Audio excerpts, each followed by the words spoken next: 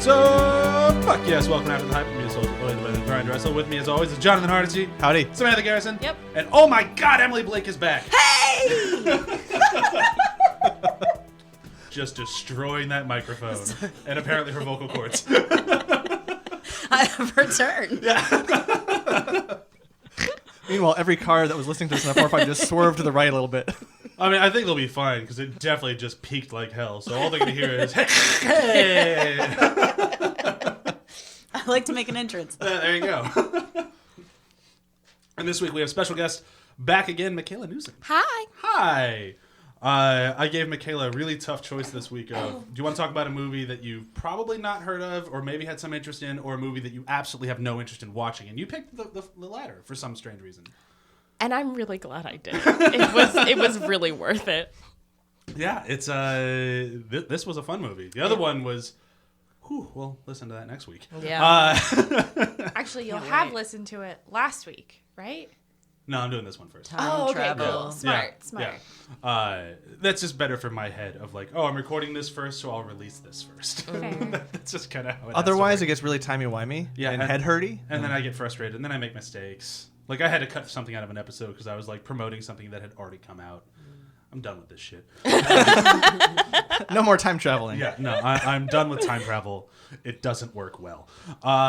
So let's do it. Where have you been doing? I will go first. I finished Red Dead Redemption 2.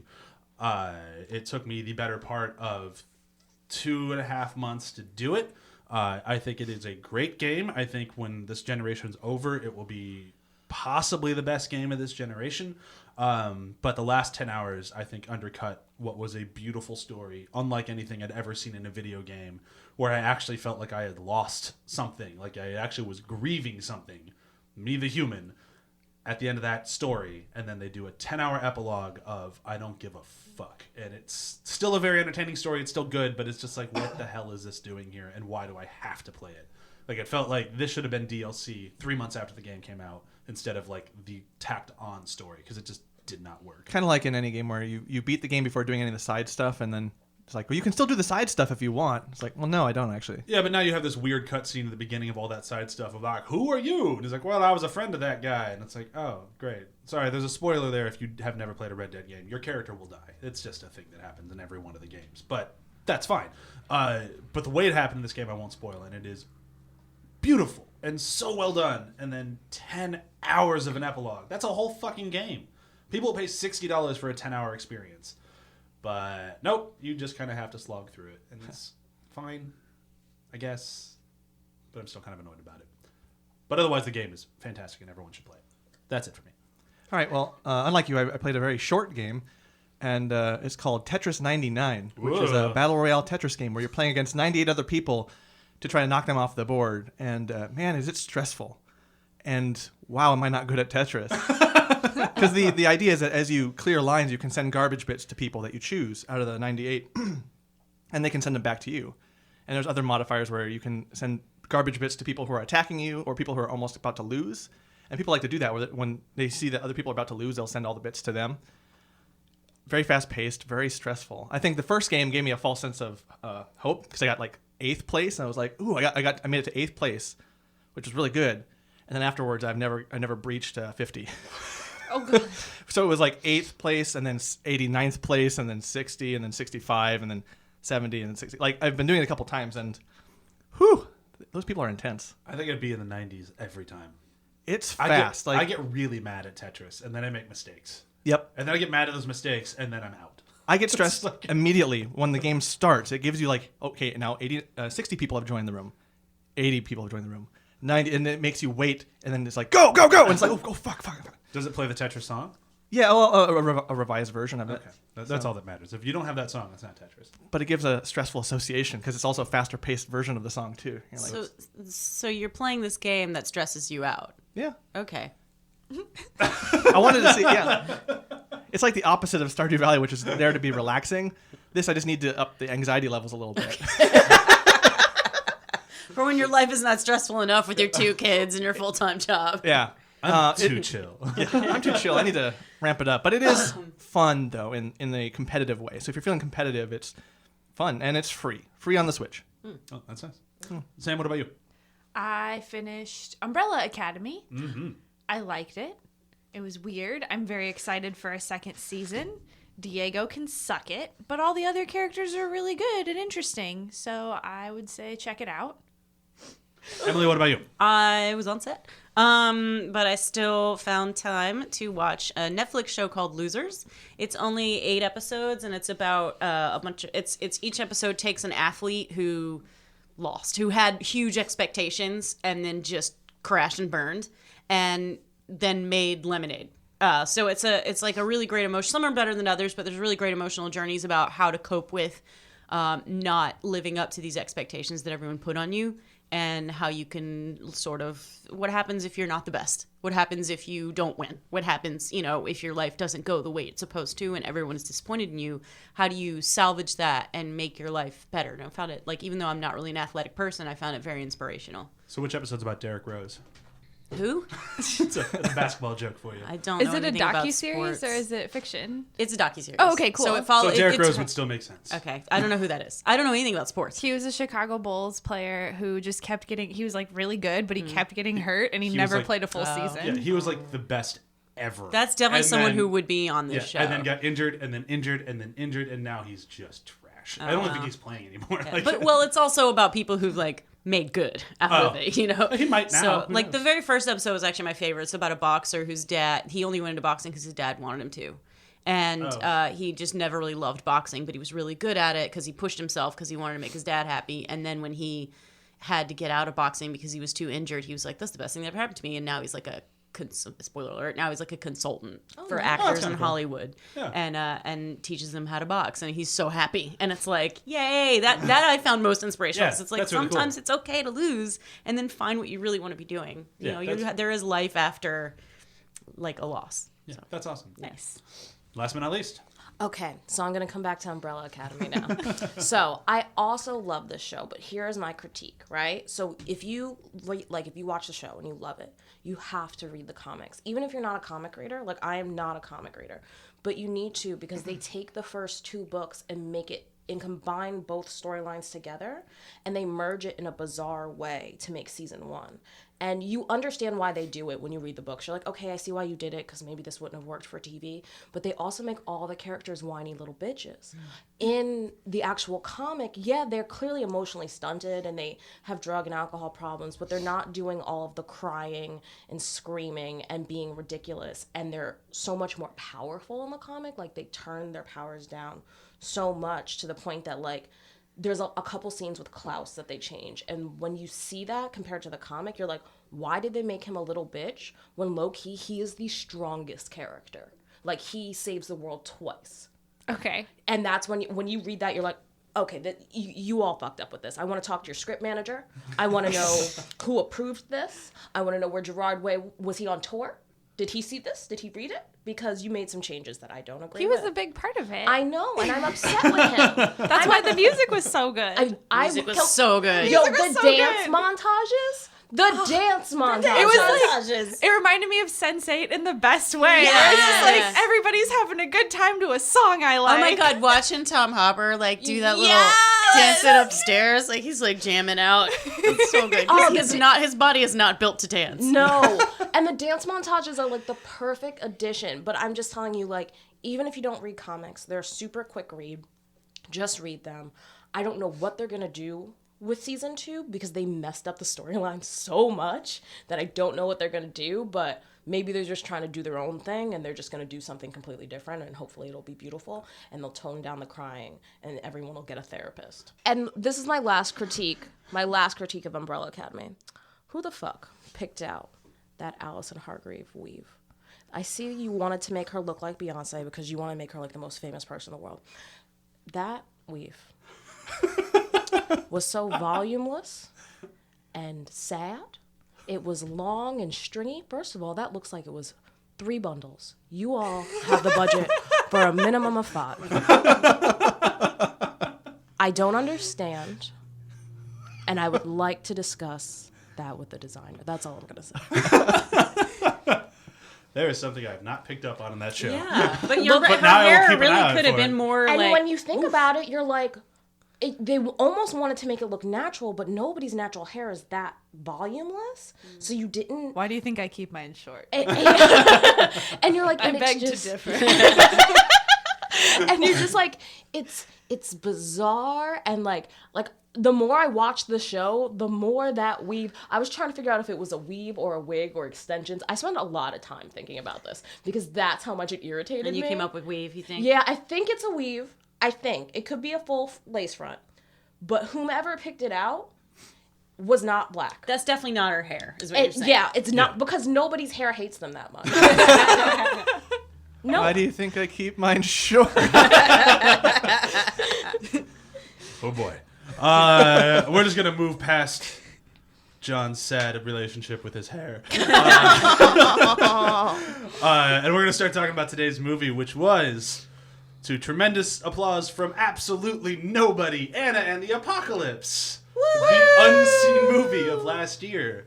If I wasn't a fan of CW, I don't think I would have even heard of this movie because they played the ads on that like fucking crazy. And since I watch every single show in the Arrowverse, I saw this ad a lot. But I only saw like the 20-second spot and decided not to watch the trailer. So I didn't know anything other than a lot of people that I hadn't heard of really liked it in big splatter reviews all over the screen. And that's all I got from it. And then we saw it. I didn't really bother with the reviews. Reviews were in like somewhere between the 40s and 60s kind of across the board. And I think that's probably fair. I'd say kind of middle range. We'll get into why I don't think that's a mean review and why I think it earned it and why that's not a bad thing later. And money-wise, it made fucking none. Nobody saw this. And I think that's interesting. But before we get too far into anything, we should probably say what happens in the movie in what we like to call a 30-second breakdown. You have to sing it. Oh, God. If only I could. I swear, guys, if I had vocals, you would hate me because I would never shut up. I would walk down the street singing. We've had one person successfully do that, and I don't think I'd ever ask somebody to do it again because I can't believe it worked the one time. So Now I'm trying to think of how you would sing this one, though. you got to channel your best high It's school going to be musical. very poppy. Yeah, I very think you poppy. have to bring in jazz hands. Like, I think we'd have to Lots do of that. jazz I feel like hands. the Little Mermaid provided us with such a great template, though. Like, look at these undead, aren't they great? Yeah. Singing and dancing is not second rate. Whoa! Did you plan that? No, I'm just like, this is the template that I use to make That's up all amazing. songs. Wow. See, we should have given Sam a heads up. Yeah. She could have written it for us. It would have been beautiful. I love making up songs. And you're so good at it. You're so good at it. All right, you ready for this? Yep. All right, so here we go. Anna and the Apocalypse in 30 seconds. Here we go, go, go, go, go! Musical zombies. And then, of course, there's high schoolers. There's drama. There's love. They hate everyone. And they want to go away. They don't want to go to college. And then what happens? Fucking virus attacks. It's horrible. Parents are eaten. There's an evil school principal. Love will find its way, but not really because everyone dies except for the main character. All right, yeah, I think that works, and you had a little pretty bit of good. time to spare. Thank you. Yeah, that actually sums everything up. I've got nothing. I forgot the Christmas. No, it takes Oh, place and at it's Christmas. Christmas. There, done. That's about as much care as they put into it. I know. It's just like, and by the way, it's just fucking Christmas for some reason Oh, right now. fuck, we haven't mentioned Christmas in a while. How about Zombie Santa at the end? Done. All right, so let's just do a quick hot take around the table first and just kind of see our general opinion of it. Mine, I kind of said when I was doing the breakdown of it, I think middle-ish scores. I think that's about honest, and I think that's fine. I think it earned those things because there's things that it does really well and things that it doesn't. So I ended up liking it. John, what about you? Yeah, I liked it as well. It was a fun, entertaining rental. Yeah. Sam? I thought it was really fun. It definitely has its problems, but there is also a penguin musical number, Yeah. and that is all I need in life, really. I hope we're not fighting for that quote because No, I it's had okay. to rewind it like 4 times to get it 100% right. No, I have a different quote, but I was so pleased with the penguin musical. I was sad to see them as zombies later on. I'm like, the But penguins got it. I loved it though because they were just eating together. It made me so happy. Emily, what about you? It was okay. Yeah. I didn't hate it. I didn't love it. There were some things that were clever. There were some gags that didn't work for me. Songs are fun. Zombies are fun. I just, Yeah. And Makaela? So it took two of my favorite things and then added it to a zombie movie. First of all, I love musicals. Of course. Second of all, I love Christmas. So then you meshed it all together, and really, I think a 65% is correct, but it's like a high 65. Like, Yeah, sure. like I'm not mad I watched this. I like it. Will I watch it again? Probably not. But I'm glad I did. Yeah, I think if it were like I was telling this John when we were driving down, I'm like if this were to like pop up for free on Netflix or Hulu, I might turn it on in the background again, like while I'm Yeah. cleaning my house or something like that. I might do that.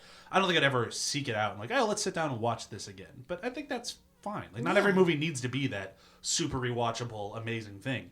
And that's kind of where I want to start with this. Is like, what do I think the longevity? I know I didn't put this in our notes for us, but where do we think like?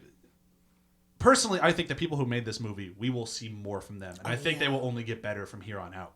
I didn't know what other people thought about that, because I thought like this is, I believe, their second movie. The first one with a legit budget, and even the budget on this one's low. But I think like the seed is there. I think if these people are pushed in the right direction, we're going to see some pretty amazing stuff from them. But I don't know what everybody else thought. Yeah, I'd agree with that. Given the way that they handled this movie, the pacing, the humor, the editing, and kind of the whole package, and how well it was and how entertaining it was, if they apply that hustle to the next one, it's just going to get better. Yeah.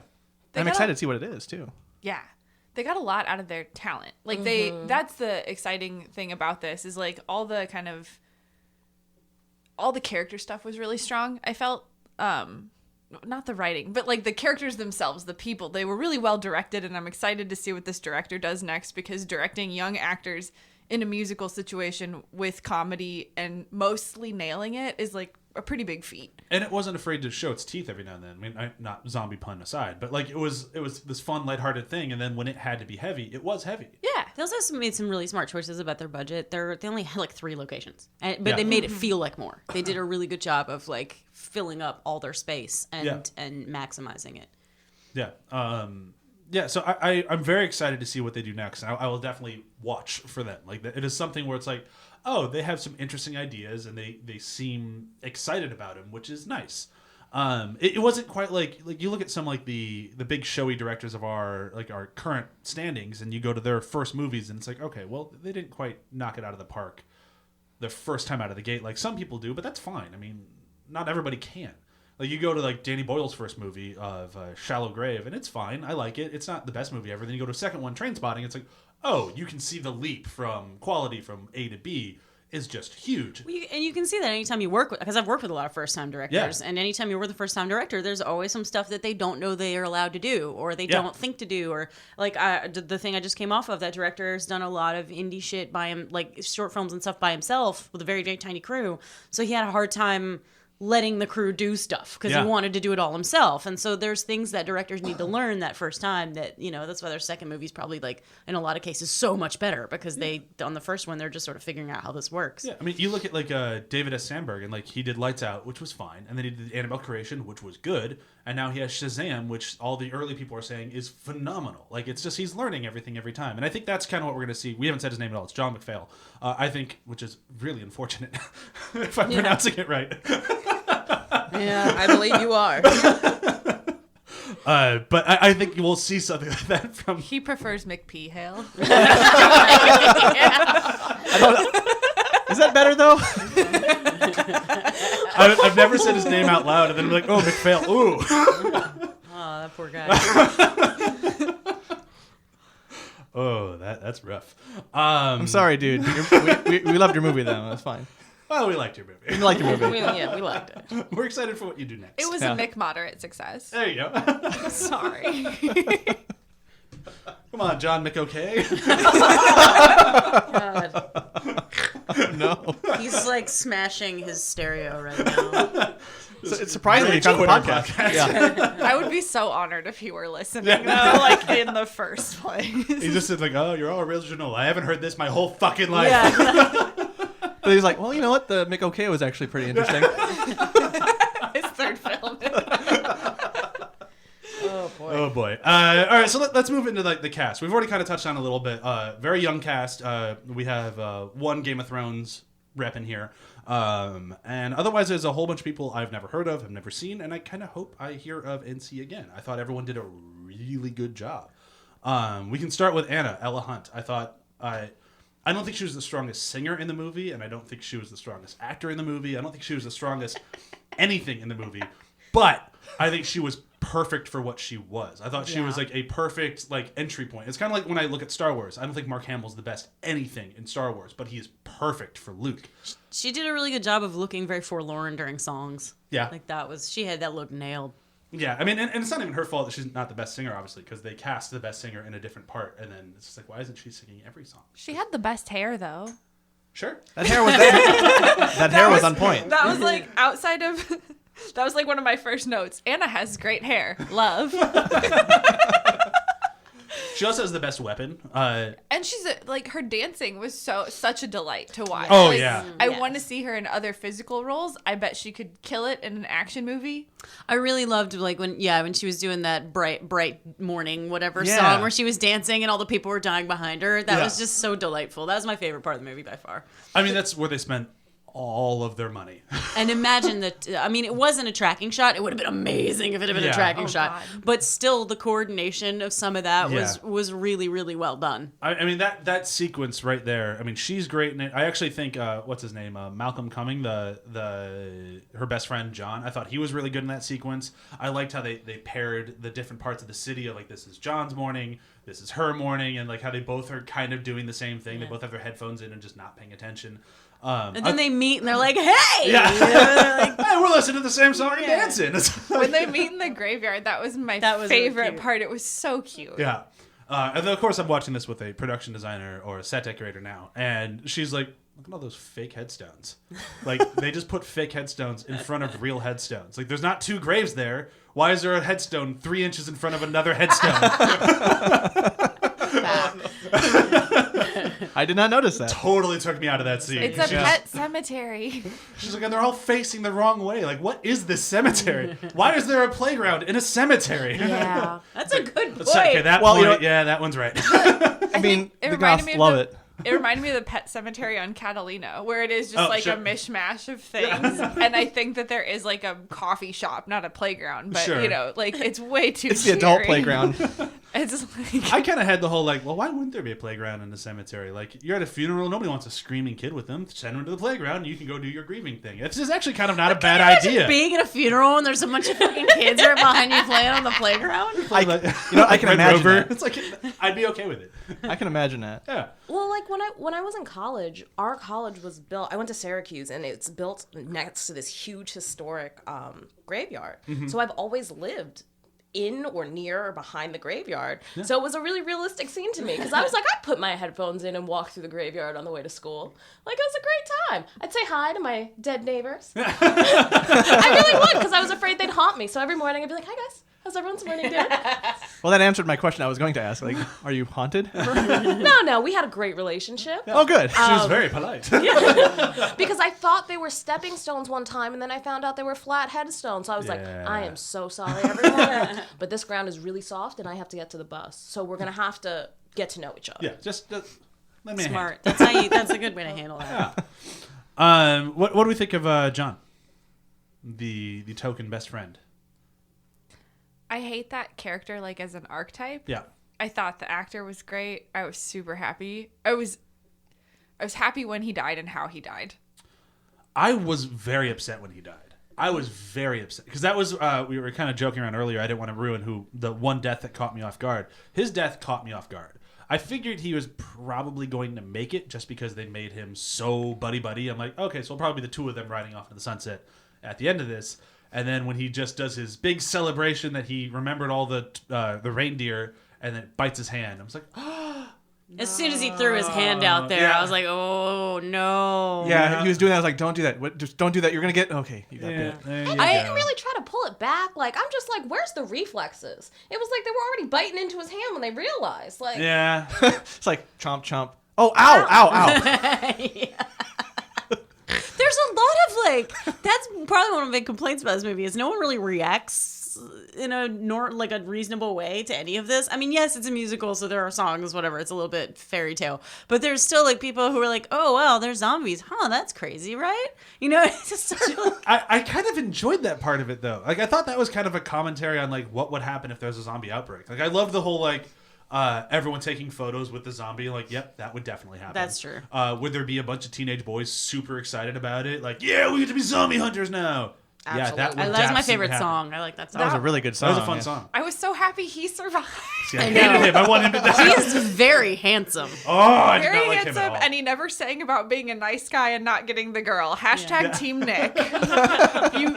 You're the one I want repopulating. And there the wasn't. earth, I so- see. That's like you said, the trope of the best friend. Like there's so many times we see in the movie that the best guy friend and the best girlfriend realize that they should have been together all along. It's so 80s, and I fucking hate that. So I kind of like that he died and then the jerk lived, but it's also like I'm not gonna get with you again. This is not happening. And he's just like, yeah, okay.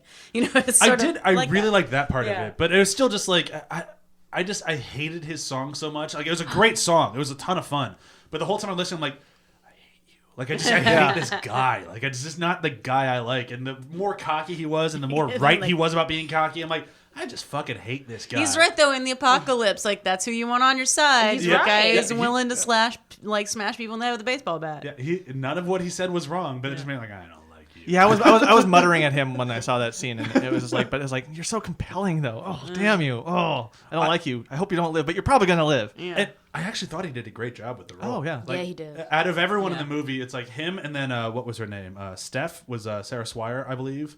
Like those are the two. I'm like, oh, I want to see what you do out of here. It's the other two people other than Anna who survived the movie. I'm like, I am excited for what they do outside of this. I thought they Yeah. were great. Like we never heard a reason for why she had an American accent. It was just like, that's her. I feel like we figured out her parents didn't love her, so maybe it was like, you know, they dumped her here or something because she just seemed sad, and you know, the sad, unloved queer kid, like that was her archetype. Yeah. But I felt she had the best hair of the movie. Yeah.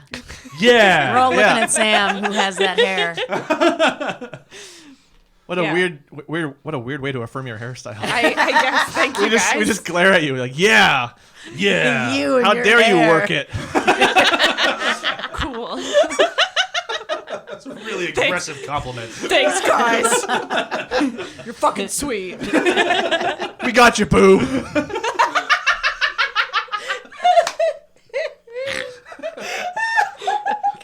That sounded weird coming out. Yes, it did. That's not a thing But you you should kept- ever say. But he kept the confidence the whole time. He didn't let it drop. You got to commit like these actors here. Oh my god. I'm with Emily. Don't ever say that again. The shock of you saying that while like looking right at me. I'm not gonna get over it for a minute, John. Okay, can I discuss what I think is the biggest inaccuracy in this movie? There's an inaccuracy in this movie. How come their bones are so soft? The zombies. That never bothers me in a zombie movie. Bones take thousands of years to degrade. Yeah, and zombies aren't real. But how come the bowling, like all they had to do was like, you know, the like bowling alley scene where the thing just Yeah. takes the whole head off? Oh yeah, They no, don't have I that had a much lot pressure. of complaints about that. They don't have that I was much yelling at my pressure. TV for that I one. was sitting there, Kyle's over They're there. not sharp. And me and Kyle were like, bones don't work like that. But also, the thing that comes down to sweep away the pins isn't like a fucking knife. no, because It they also know doesn't connect with the ground. Right. Yeah. and then like the head rolls up. I was like, I feel like that would not it's not a ball. It's No, not but smooth. there also wouldn't be a musical with zombies. Like, this isn't a thing I do that's think- actually happening. But I felt like in the way they made it look, I could take a ruler and then if Emily was a zombie, just slice off her do neck it. with a ruler because Please do not try this. because her bones are just made of I don't know Jello. And I'm like, bones don't work that way. I'm totally fine with all this. When I'm watching a zombie movie, I just kind of take any violence and just go like, all right, it's not going to make sense in this one. Well, 'cause See, they I just were- take it as okay a fact with that that. like they weren't drinking enough milk in this town. everything was consistently squishy, so Yeah. I'll just run with it. Like it becomes a rule of the world at that squishy. point. My only confusion was the zombie peeing. Yeah, that was a weird one. Yeah, like consciously I got taking really a confused pee. about that too. I guess they just really wanted that joke, so they were like, "Fuck it." And And look, I again, get it. I'm along for the ride. Like, Yeah. I liked it because I thought her performance of getting peed on was fucking And I hysterical. guess hilarious. in Dawn of the Dead, zombies have babies, so Yeah, and I don't know. like in Dead Alive, they poop. Like I learned all about zombie digestion, so Yeah. I'm fine with it. There's an entire digestive tract that goes Look, after a person in and- that movie. Like I I hate that I'm always the one that movie. brings up bodily fluids in these discussions. But for some reason, this bumped me, and I couldn't figure out why. Her performance was great, but Yeah. I was just like, I also feel like old people that are incontinent tend to wear Depends, and I was just like, who was not taking care of this old woman before she got zombified? Well, I felt that's a like fair maybe point. she thought it was a toilet because she was sitting. So maybe That's what I took it as too. Yeah. Like, she's just going to the bathroom. Muscle memory. Yeah, because I mean, they do that's play with that fair. in some zombie movies where like the zombies have some recollection. That's a big Romero thing of like they have some recollection of what they used to do. That's why like when you get to Land of the Dead, they play instruments. It's like because they And just they go to the gas station. yeah, and keep exactly. pumping gas. Yeah, so like if that's what they're doing, I'm like, okay, I can kind of get it because this movie, kind of moving past that a little bit. It's another note I didn't take. It references a lot of other zombie movies Yes. while never doing it blatantly. Like you go to Shaun of the Dead, which I'm not taking a knock at Shaun of the Dead. I love that movie, but when it does its references, it does it on its sleeve. It's like it shouts out lines from other movies. It does exact shots from other movies. Very, very obvious. But that's Edgar Wright's bread and butter. So like it worked great for that one. This one, they did it far more subtle. So like if it was just like the idea of like, oh, they're remembering old actions, that would be a Romero thing. They did a little bit of editing like Edgar Wright. Like, oh, Yeah, I was there's your about to Shaun of the say, Dead thing. Like, yeah, they do. When like, they did the car and Yeah, they exact- did the seatbelt and all that, that was it very the exact good. same sound effects. Like they did it very subtly, and I thought that was really smart. Like I love that. Like I love the zombie movie callbacks because any good zombie movie will acknowledge the better ones that came before it. And I thought this one was smart about that. And I think one thing it does to what that does is helps you to not really nitpick it too much, because if they're just blatant and the movie is also not as good, you start to be like, well, this reference made me want to watch this other movie instead. Yeah. Whereas this was still fun enough to where it's like you catch it or you don't catch it, but it's still there and it didn't really like focus your attention on it too much. Yeah, it never made me want to watch a different movie. Yeah. Like that's when you get too referential, that can kind of be a problem of like, oh yeah, these were all great, but now I just kind of want to watch that instead. And like that's fine. There was also enough good original visual humor. Yeah. I really love the scene where they're asleep in the ball pit and then they look outside and they're like, "Where's the army?" And it cuts to outside. It's just the army men are all zombies. It was so funny because it was just like, oh man, these people really failed. I also like that within that scene. Did they make fail? Ha ha ha ha. No. That was Mick bad. Oh, God. I'm Nick okay with it. Can we be done with this? Mick, no. Beat me to it. Wow. But to your point, the that scene where they're coming out of the ball pit after waking up, they always like gasp and they reach their hand out like it's the graveyard. Like I thought that was a fun reference. I thought there was going to be a zombie in the ball pit with them. Yeah. Because that's how they kind of, like, with his hand coming out like that. I think the one moment in the whole bowling alley scene that I loved the most was like the cleaning lady died. So John killed the cleaning lady when he threw the shoe at her? Like, did she go into the bathroom concussed and die? Like, are we just never going to mention that? Like, oh, he killed her. I don't think he did. I think she got the virus because when Grams dies, she stays dead. I guess that's true. I don't think it's Walking Dead rules. Okay. Moving past all this, kind of into something that we touched on a little bit in the beginning of this. Why do we think nobody saw this? I mean, it only played on like 500 screens. I never heard of it. Yeah. But that's more of the problem. Nobody heard of it. They did an ad campaign on the CW, but They targeted, like Facebook had some targeted ads, but it also never said like if there was anything local to see it. Like it never gave me enough information to be like, oh, this looks interesting. I'll scroll past. They just didn't put enough money into marketing. and There's it's kind of too bad because like this feels like one of those ones that like even though it's not the best movie ever, like there's things that worked and that didn't work. It still would have had a really big following had it come out. There would have been people who said this was the best zombie movie ever made. Like I guarantee that audience for this movie is out there. The teens would have loved it. Oh Yeah. my God, the teens would have been like, yes, my problems, everything I want in life, zombies and my family dead so I can cry. You know, like that's what they're like into. the weird kids who are into High School Musical, like the ones who are like, yeah, I like the musical part of it, but it's just too clean cut. This is for them. Like that's Part of it is their target audience doesn't watch live TV. They don't watch Facts. commercials. Facts. And That's if true. your Yep. entire marketing strategy is around putting commercials on the CW, you're in some trouble. yeah, And that's the true. kids don't even watch, like those kids don't even spend time on Facebook anymore. No. So even Yeah. targeting it, like you're going to get me, the occasional person who doesn't have time to go to smaller movies anymore. I have to rent them later.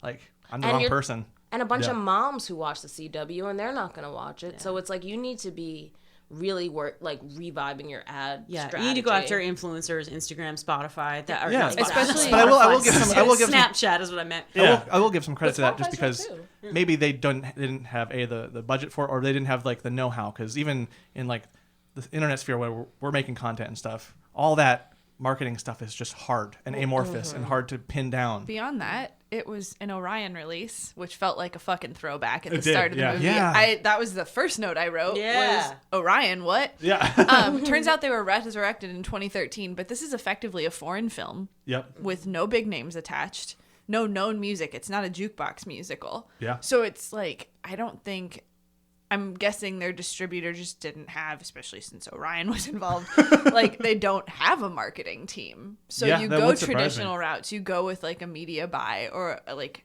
especially if they're using like a British agency to do their media buys and I'm stuff. assuming they It's- did, yeah. they're not gonna know to go after influencers, Yeah, which and- is like a dumb. It's weird, but like. It's just that weird disconnect of like there's still people working who don't realize what year it is. Yeah. And it's like Yeah. it's unfortunate because I really feel Because like they're this, making movies for Orion Pictures. Like, and they kept the same logo. Yeah, Yeah. That Still looked shit looked 80s like as a VHS. Yeah. Yes. and but it's weird because I think if they'd listened to somebody, if they'd even listened to their cast, like where should we market this thing? Anyone would have had a better idea. And the idea that they went for a theater only release, like this thing should have been VOD day Yeah. one. Like, And they Yeah. honestly should have cast an influencer in the movie. Even in a Yeah. very small role. Yeah. That person would have raised their profile quite a Just bit. somebody low budget. There's tons of them, and Especially it's because all of them sing and shit. Yeah, Like, exactly. You could easily have found somebody who'd been on a reality show. like, yeah. Yeah. And I feel like if you want an American audiences already love British shit.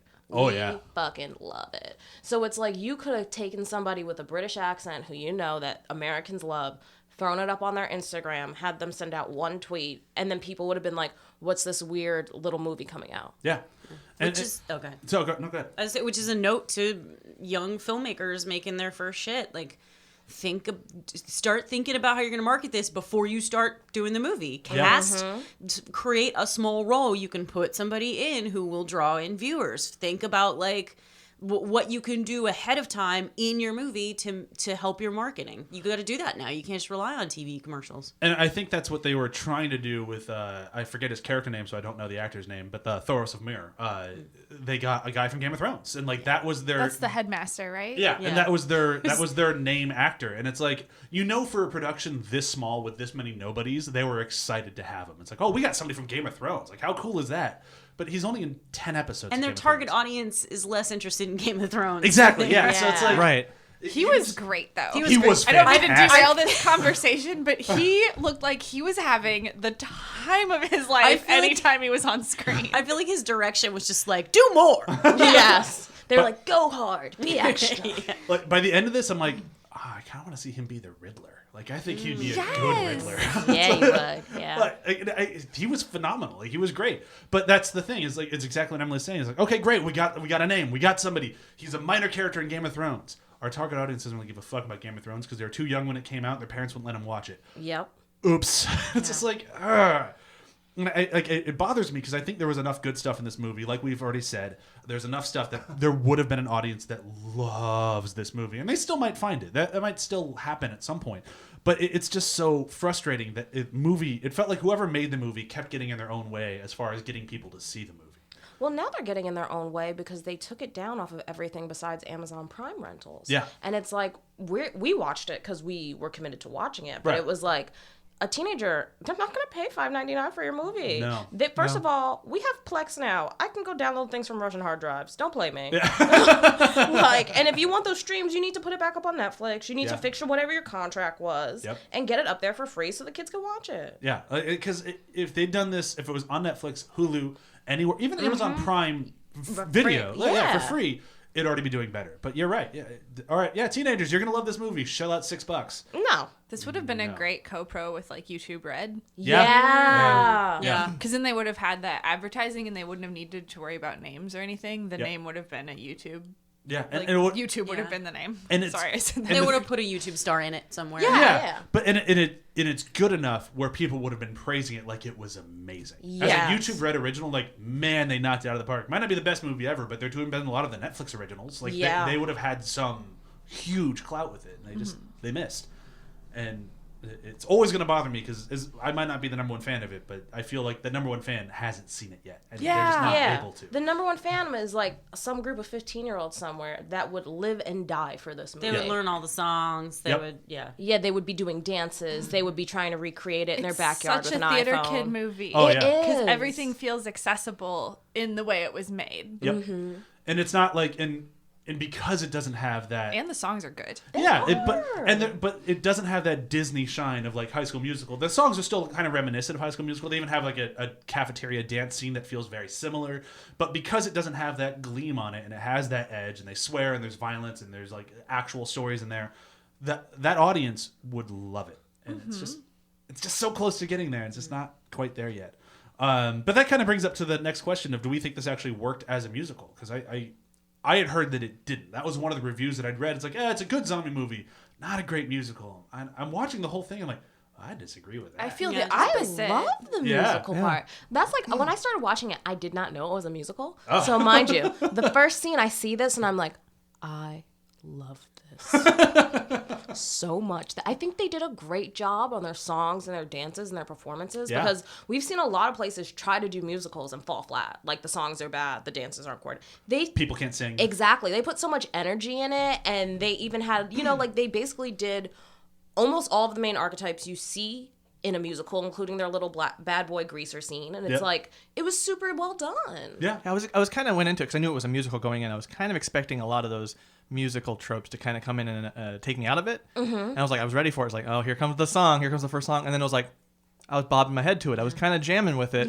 each song. I was waiting for that moment to be like, they're just not really trying hard with this, but they knocked it out of the park. The cool thing is, too, whoever did it, like, lyrically and musically, you could end up singing along with the songs while you're still watching them. They were easy to catch on to. It was, good. Whoever wrote those, they're talented. Like, that's a talented individual. The only song I didn't like was the one in the bowling alley because it's very static. The rest of the songs, they were moving, they were doing things, they were working through the plot while they were singing, which I think is very, very important. One thing I want to talk about next week. That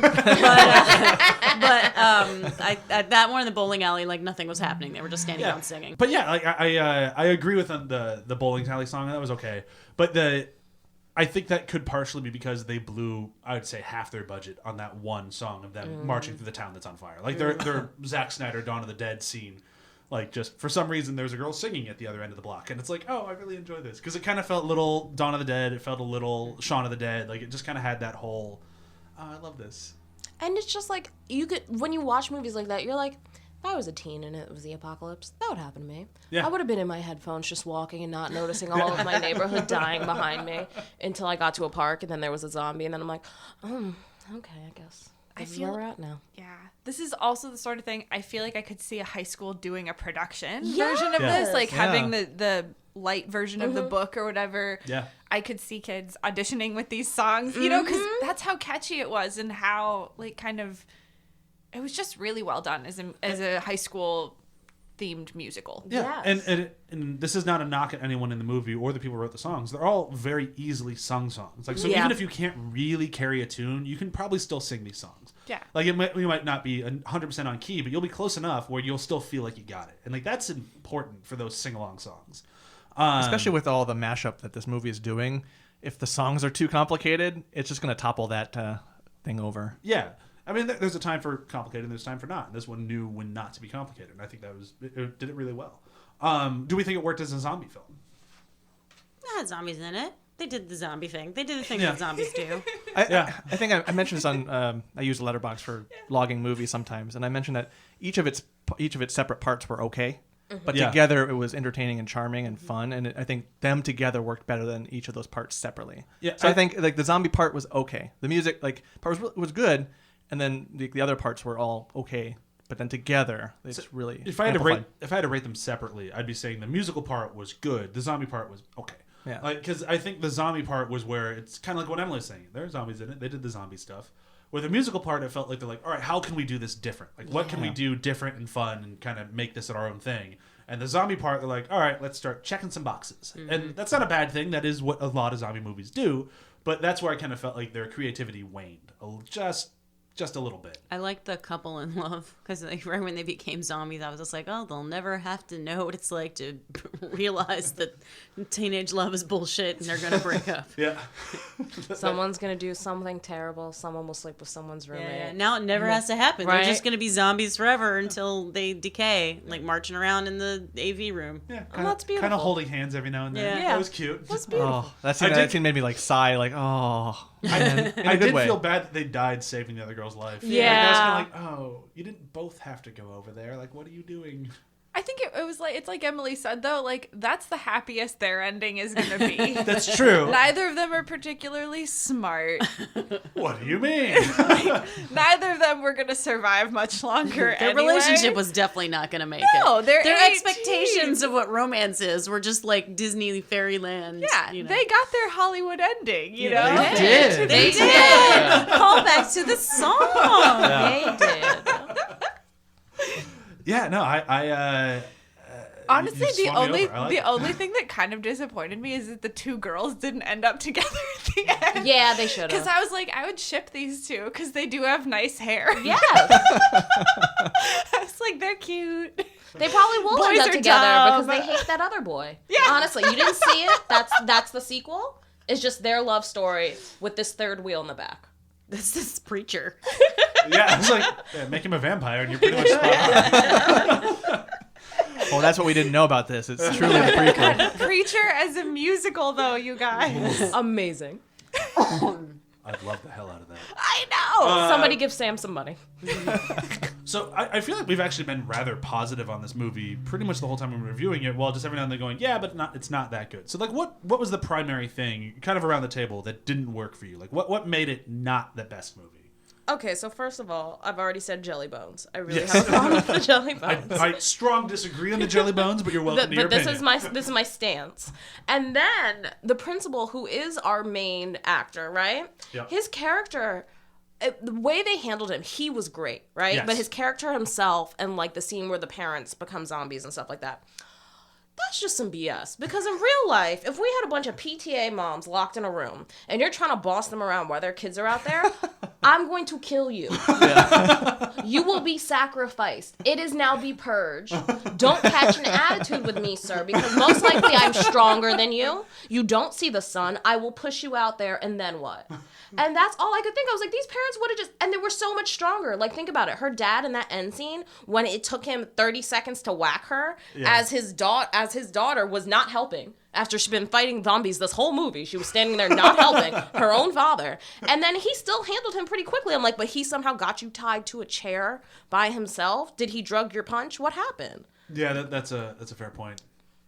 I don't know how he got tied to that chair. Like, that's a big dude. Yeah, and it was like, how did he get all of those, how did he kill all those parents and nobody took him out? And untying him was super. They answered that one. That was like a miss it, like blinking you miss it line of dialogue of he opened the doors. Yeah, okay. So it's like, you open the doors.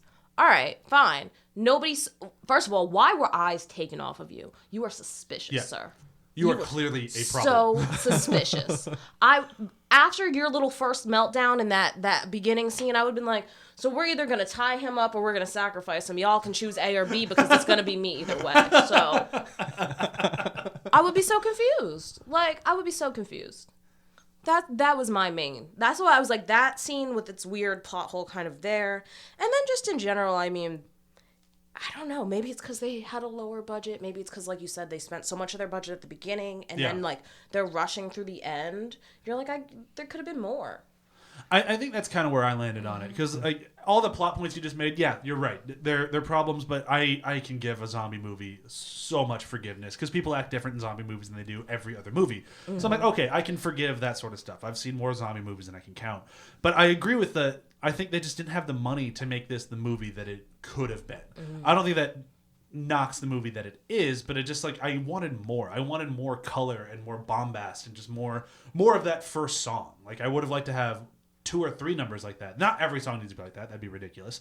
But more than just that one. And I think that's kind of where I was like, because as soon as that scene's done, the fireworks show is over, and now you're just here for the story if you're into it. And it's like, okay, I'm into it enough to get through the end of it, but that's why I don't think I'll ever reach or go back to it. Yeah, I'd agree with that. For me, though, more so it was that I could call every moment happening before it did. And I think it started. Sure, it started yeah. with the very first song where it's like the music would start to fade, like come in, and it's like, oh, we're coming for the song. But every moment did have that element. It was like, this is where this person dies. This is where this person dies. And I was hoping that John, the character, wouldn't die. But like as he was kind of getting excited and exuberant, I was like, he's gonna do something. When is he gonna do that thing that sacrifices him as the friend? When is this gonna happen? And so it was like, to me, that would be the biggest thing. It's like I was kind of like, okay. I hate to say I was looking at my watch because I don't have one, but like I was looking at the time every now and then just because like, okay, I How kind of does see one look at time? the clock. But also existentially, you just kind of think about the totality of like Timey-wimey. minutes and seconds and what does it all mean? It's wibbly wobbly. Jeremy But- Bearimy. But yeah, so Wibbly wobbly Jeremy Berry. so yeah. Yeah, that makes sense. Sam, was there something that just stuck out to you? Like, this is why it wasn't everything it could have been? There was no central relationship that was most important, so it felt kind of meandering. It was yeah, 92 definitely. minutes, but it felt kind of aimless, and it was a long 92 minutes. Yeah. Like I know Anna was trying to save her dad, but then that relationship didn't seem terribly important, and then there was this kind of faux love triangle with Nick and with John. Yeah. And then I don't know, I wasn't quite sure what Steph's role was in the whole thing. Like none of the relationships were clear. Yeah. So it kind of made everyone's goals a little bit muddled. Yeah, definitely. Yeah, I same. I feel like they didn't really push anything that to the edge. They did kind of some expected. They did some interesting like we said earlier with the tropes. They kind of messed with those a little bit, but overall, like they sang a song about wanting a Hollywood ending. It just sort of seemed like general teen angst. There Yeah. was no character arc really. Like at the end of the movie, what was different? I just like she'd just beaten some zombies, but how does that compare to who she was at the beginning? There wasn't really a set like this is her journey or anyone's journey. I mean, the guy was a jerk at the beginning of the movie. I guess by the end of the movie, we learned that there was more to him than we thought, but that didn't really change But he was still much. the same, He was yeah. still the same. Yeah, he's so still an it's- asshole. It just didn't. The He's a movie jerk was with depth. did some kind of fun things, but it didn't really try to tell.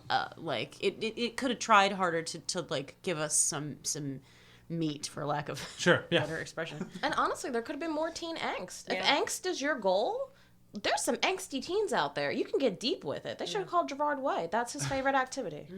But, I mean, they could have done more just, like, with Steph's character. Like, she's an Yeah. angsty, out-of-place queer They didn't do teenager. nearly And it's enough like with her her. parents abandoned her on Christmas. Where are her parents? Why does she have an American accent? Yeah. What? No one's answering any of these questions about her, yet she is literally the strongest They character. bypassed that super quick too. And I was Yeah. like, wait, no, stop what you're doing. Stop. I know you're gonna sing. Because Okay, they it's made a good it song, about but Anna. go back. Yeah. Yeah, and like that's kind of like where by the end of it, I think this was my biggest thing, was Steph had the best voice, she was the best character, she had Yeah. everything. I'd much rather watch Steph in the Apocalypse than Anna in the Apocalypse. And Yeah. it's like, And I think that kind of speaks to it in general. It's like also, if you had put a queer, like if you had done like a lesbian teen main character, yeah. you know what kind of audience you could have had? Yeah. All of those displaced Tumblr kids. Yeah. They lost their forum. They need something to cling to. It could have been this movie. And you could have still had John as the best friend who Yes. just really wants to date her and just does not understand. Because at high school, that makes sense. Yeah. Kids You just don't think it's an experimental phase. She'll Yeah. come back around. Yeah. No. She'll be there for me. She'll understand at some point. She's just going through something right Yeah. now. And that's not a bad thing. That's a definite, believable high school point of view that Well, he just doesn't even get a it. lot of the queer kids believe that about themselves. Yeah, exactly. Yeah. Like there was something they could have done there. There was so much stuff to, again, sorry puns, to chew on that they just chose not to. And I'm hoping that it was budgetary and not lack of experience or lack of knowledge or whatever. And if it was budgetary, then you get a pass. And if not, then I hope you learn for the next one. But And I think people are starting to learn that because they've taken so much time taking like queer characters and characters of color that are technically stronger than the main Yeah. and making them sides. And now people are finally saying, why don't you make that person the main character? Yeah. If you do that, it will make your movie stronger. It will give you a bigger audience. People will love it. And it's like for some reason people are still kind of not taking that risk. yeah. Well, and some of it maybe some of it is just like a kind of a sunken cost fallacy where you suddenly realize, oh shoot, I made better side characters, but we're so far in that I can't like, what can I do? That could be a very early, that's a one you don't really know sometimes. Yeah, and there's a lot to be said for a lot of movies that want to have the main character as a blank slate so that the audience feels that they are that character. Right. And that's a lot of times why the side characters get that much more impressive. But I hate that. I think there's a lot of too. you want to put, like, for example, you want to put a person of color in a movie, you want to put a trans person in your movie, you want to do something that's inclusive, but you know that your movie will not get greenlit if they are the main character, so you make them as the side character. Now you have this most interesting person as your side character because you just know that Hollywood's not going to make your movie otherwise, and I think that is starting to change. So that's part of it too, is that we're seeing that now these characters that people only were able to make side characters, now there's more room. Yeah, and I hope we see more of it. And I think if they were to make a sequel to this movie only about Steph, I'm in. Mm-hmm. Like, I'm totally Or Steph and Anna's burgeoning relationship. I'm also in. I'm shipping this, you guys. Oh my god, I'm just looking forward to what what's his face would be saying in the back seat, being like really grumpy and like kind of like douchey pervy oh, about totally it. Yeah. Yeah, he would accidentally walk in on them every time he could. No, I think he doesn't make it in that car ride. Like an hour later, they just run over a zombie and like he's holding a sword or something or a knife and it just pierces him. Like some stupid accident happens, he dies in the car. Yeah, or they just ditch him at a gas station. He's too handsome to die. I don't think I'd like that. I think it's time for quotes. I meant to write mine down on a piece of paper this time, and then I didn't. So here we go. My quote is technically a song lyric, and I had to pause the movie and rewind and listen to this song lyric so many fucking times. And then when the movie's all said and done and it's over, it happens again. And it's just like, oh, you all knew this was the best lyric you wrote in the entire movie. And that line is, my favorite dish is fish, mother flipper. I eat it for the hell of it. Nice bit of halibut. That's not the only fish they got. Mackerel. I am so into that song. It reminded me of the rap that they play as the Air New Zealand safety video. Oh my gosh! With the boy from Deadpool 2. Oh boy. And you should check that out. It is as charming, except there's no penguins. Yeah, I mean, having penguins did that. Penguins and fish puns. And then just the raging principal, like, what the fuck are they doing? So filthy. Oh, I love it. His delivery was great on that. For me, it's more of a moment in the song. Because it's the end song, the very last one, where they're kind of montaging what happened to everyone else, and you get to see, oh, he's still there, he's a zombie, they're dead, and it's the couple in the TV room, and they just brush their hands, and I was like, oh, that's so sad. But that was my favorite, like, kind of moment. Sure, that works. Yeah. Mine is when Lisa is doing her Sexy Santa musical number. The cherry on that sundae was at the end when she just goes, "Come on, Santa, give it to me."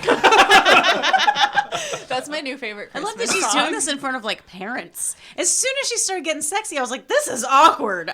When the boys started coming out, I'm like, I love this. This is phenomenal. I love how into it Gran was, too. Oh, yeah. And that was not her Gran. That was her boyfriend's Gran. The reactions sold that for me so much. Everyone was so like either uncomfortable or excited about it. I love the mom covering up the little girl's eyes, the little girl moving the hand back down. I love it.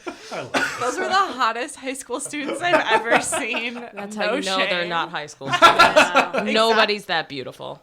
Not in high school. No. No. Well, There's always one. there's always That's called one. money. That's not puberty. I saw ours at the 10-year high school reunion. I was like, oh, wow, you still look beautiful. So that whole, like, thing about, like, after you get out of high school, those people will start getting ugly. It's not fucking true. They just keep getting gorgeous. I can say in my town, they definitely start getting ugly, and it's really, really vindicated. Interesting. I haven't been back to my hometown since I really left it, so I don't know. They look like leather handbags, guys. Ooh. I'm from the Jersey Shore, and they don't wear sunscreen. It's great.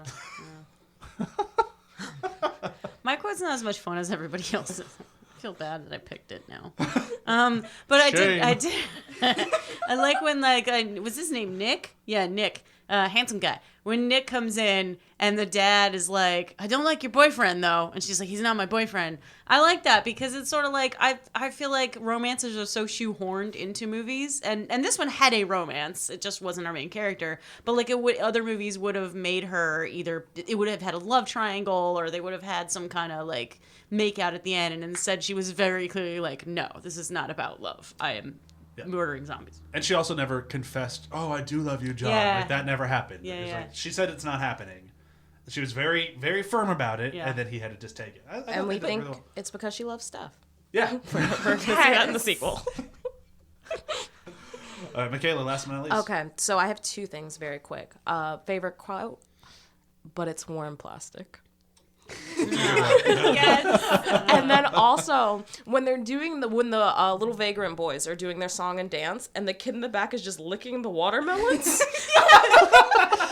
What was that troglodyte doing? Yes, before he threw them, he's just licking the watermelons, and I'm like, I hope, I don't know if the director did this or if he came up with it on his own, but whoever did it, I love it. That's your jelly bones of watermelons can kill a zombie. Yes. I'm looking through my notes. I have one complaint that I just wanted to voice because it's sure. very annoying how much line crossing there was in this movie. It Oh, was egregious. It was everywhere. Please, if you don't know what line crossing is, I've explained it before. We've explained it so Yes, many we've explained times. it all. Check out Paprika. Directors, like DPs, know your line. Check with your script supervisor. Don't cross the fucking line, please. It's driving me crazy. Or you're going to piss off one person a whole bunch. Probably more, but it's I know not just one. pissing off. It's like even if you don't know what you're looking at, like the human brain like gets confused when the line is crossed, and that's why you don't cross It's it. legitimately discombobulating. Oh, yeah, I hate it. I this movie couldn't did put it my finger on it. a but lot. Thank you. Review system for this week. It's going to be any movie, any zombie movie that you personally find funny. And then I did throw the caveat out there, you cannot say Shaun of the Dead, because that's the easy answer. I'm going to go first, and I'm going with Land of the Dead. It's a Romero movie, but It's hilarious. it actually is very funny. It was one of the first times he decided, you know what, these movies have been campy and kind of silly the whole time. I'm just going to have fun with this one. And he did. And you have a zombie band, and you have zombies doing, like, just kind of silly, kooky stuff. And then it's just so over the top and soapy that it's actually kind of funny. Like, John Leguizamo in it is just kind of so ridiculous that he's funny. You have, it's just kind of a ridiculous, stupid, funny zombie movie. And just not great. Like, it felt the whole time like, oh, this should have been the best movie of his career. And instead, it's just kind of fine. And that's where I was with this movie. It should have been amazing, and it was just sort of fine. For me, I'll go with Life After Beth. The one where it's like they kind of hyped it up to be really, really funny, and it had a cool idea and a kind of a cool premise, something that could play out pretty comedically, and yeah, it was okay, and it kind of did what it was doing, and yeah, it was fine. That works. My initial response was Dead Alive, but that movie's too good, so I went with Warm Bodies, which Okay, is that works. like it tries to genre mash up, and it's cute but aggressively fine. Yeah. Oh, that's a very good way to describe Warm Bodies. I picked Dead Snow, which is about zombie Nazis, which was fun and had teenagers in it, and everyone fucking dies, including people you don't think are going to. But in the scheme of things, it's not a movie where it like blew my mind. It was Nazi zombies, and it was fun. Yeah. Jelly bones in that one, too. A guy gets gutted because he bumps a tree. Yeah. Bones don't work this way, people. They don't. That's what I love about the zombie movies. The bones just work in mysterious ways. The whole body. Like, how does bumping into a tree rip your intestines out? And it's like, how do the bones, if they're that soft, allow you to stand and maintain structure? Where's the physics? It's not. You've clearly never met a shark before. They're underwater. We're in gas water right now. This is the weirdest way to describe air. I mean, but she's right. That's She's the right, thing. yeah. She's so right. So I'm going to say this. So at first I was like, the only zombie movie I ever love and think about is Zombieland, right? Like Sure. I love Zombieland. So this movie is not Zombieland because No, it's not it's that great. So I'm going to give you something that is not a zombie movie at all, but makes me think of this. Okay. Unbreakable Kimmy Schmidt. And this is why. Again, aggressively okay. Oh, I agree with you And there. another show where the side characters, the queer side characters, should have been the main, and it would have changed the show. But in efforts to mainstream, you took this basic main character who is not the best by far, and it just continues to be aggressively okay. You're the only other person who's agreed with me on that show. Usually I'm told no, it's amazing. Wait, I'm like, I think we've it's never fine. talked about I this guess show, not, yeah. No, we haven't. but I feel the same. I stopped watching it. Like, I just kind of got done with it. Yeah. It's like, That weird makes turn. sense. Yeah. That makes sense. oh, I feel so vindicated right now. What a time to be alive. People agree with me. This is so new. That brings a close to today's episode. So we're going to do a quick round of plugs. Every Monday, 10 a.m., check out Venture Bros podcast. And that's everything I have to plug right now. I'll let you guys do the rest of them because you do them better than I do. I'll tease a couple of things. I've been talking about the Dogs podcast, and I have recorded 2 episodes. I haven't edited them yet. I wanted to record a few more before starting to unleash them, just so I could back them up. Yeah. I was on set, so I couldn't record any while I was working. So I'm gonna be back to recording some more, and then I should be releasing it pretty soon. So I'm sort of trying to still figure out what our format's gonna be. But the first 2 I talked about Snatch, and I talked about Best in Show. Those are the first 2 episodes, so they'll be coming out soon. Also, I on my company, Emily Blake Sews, Magnolia Clothiers released their 13th Doctor coat for kind of the same price I was offering it for. So my company, I'm just assuming it's dead. I can't compete with that because everybody knows who they are. Nobody knows who I am. But I'm transitioning, and I'm going to be making a line of 13th Doctor clothing. So I'm making a skater dress, a maxi dress, a jumpsuit, a windbreaker, and a bolero jacket. So keep your eyes open for that. I'm in the process of making the prototypes, and I'll be doing a photo shoot and then releasing my line online pretty soon on Etsy and on my website, which is emilyblakesewes.com. So that's not available yet, but it's coming. So I just wanted to make people anticipate it. Very cool. Thank you. Sam plugs. Yes, every Tuesday you can listen to Samwise, an advice podcast in which I answer all of your questions using the Lord of the Rings extended editions and their special features. And if you'd like to ask a question, you can comment here on this podcast at any of the After the Hype social channels, or you can reach out at sam.wise.ath@gmail.com. Anybody else? Things to plug? Follow me at Champagne Calcite. My name is Makaela. I do things, and I will also be releasing a skincare line soon, so y'all will see that. Oh, cool. Oh, nice. It's legit. I use the body butter and the charcoal face mask, and they've both really improved my skin. If only there were a way that we could combine our businesses. Right. I'm not sure how. 13th Doctor related skincare products. Forever Young, the 13th Doctor line. Literally forever there you young. go. Ooh. Girls, I got you. And don't forget to visit athpod.com, Yes, where we have articles. We're working on trying to get something released every day, but we are all very busy people. So It's going to take a minute. I have an article series that I'm going to start doing because it shouldn't take me too long to write it, but I'm going to review a comic book every week. Oh, nice. Because I read like 12 of them a week, if not more. So I want to start reviewing. So they're not going to be timely, but they're going to be whatever book I read that week. That's what on was the brand. best It's one. okay. Yeah. Yeah. We're after the hype. Yeah. The only book that I read timely is Doomsday Clock because I don't want anybody to ruin it for me. And this week's issue of Doomsday Clock was fucking insane. Justice League versus Dr. Manhattan. It's awesome. Is that it? Is that everybody? that's it. Great. Okay, so tune in next week when we discuss the highs and lows, all of the lows of Bohemian Rhapsody. And bye. Goodbye, everybody.